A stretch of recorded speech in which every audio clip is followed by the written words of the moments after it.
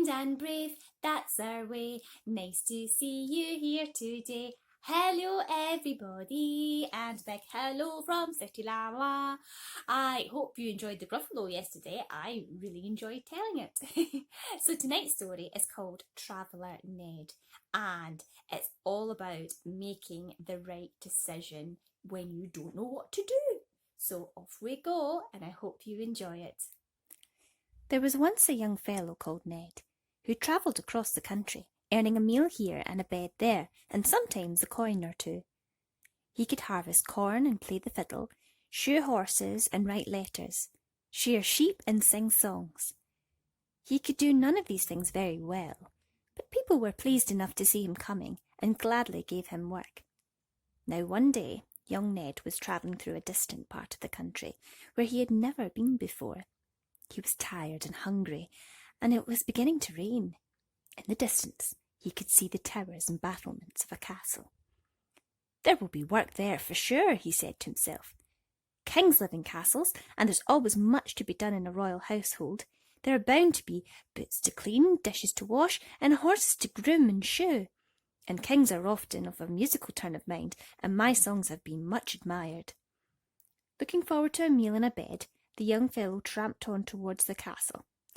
At last, after a weary walk, he arrived under its walls, tired out and soaked to the skin.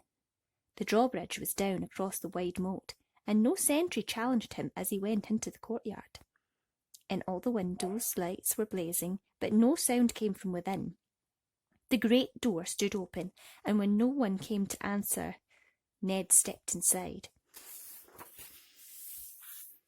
He found himself in a great hall hung with tapestries.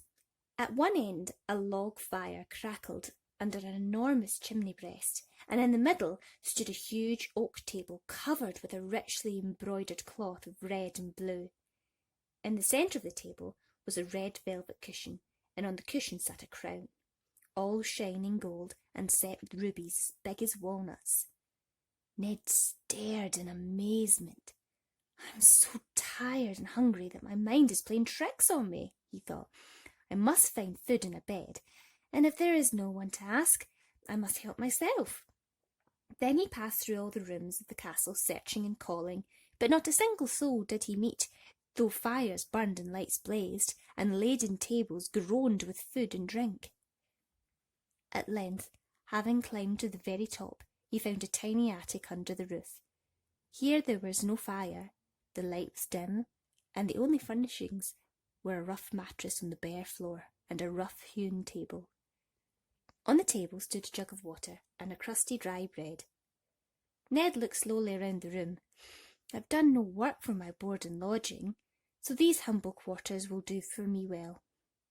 So after eating the bread and drinking the water, he fell asleep. No sooner had he fallen asleep than he began to dream, and in the dream a white swan came to him and spoke. "The crown is yours," it said softly. "Wear it and be king." In the morning, Ned awoke refreshed and laughed as he remembered his dream. He passed once more through all the rooms of the castle where the fire still burned, the light still blazed, and the food on the tables lay untouched.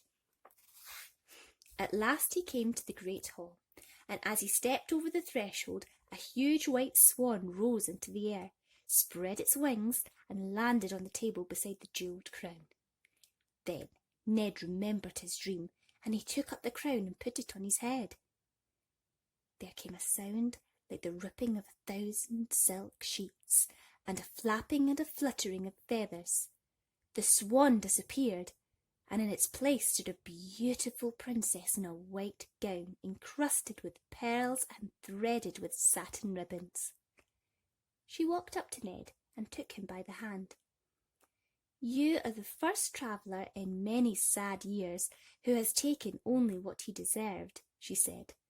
"Others have eaten like swine, drunk like fishes, wrapped their bodies in silken robes, and thrust their boots between white satin sheets. By your honesty, you have broken the witch's spell under which I have been sleeping, and you have set me free. Now you shall be king of this castle, and I, if it pleases you, shall be your queen." She led the astonished Ned around the castle, now bustling with life. Maids were working in the kitchens. Footmen hurried from room to room. Grooms led horses from the stables. Gardeners tended beds of roses. Musicians played and sang. Ned could not believe his good fortune, for the princess was charming and the crown not too heavy. And the two of them lived happily in the castle for the rest of their lives.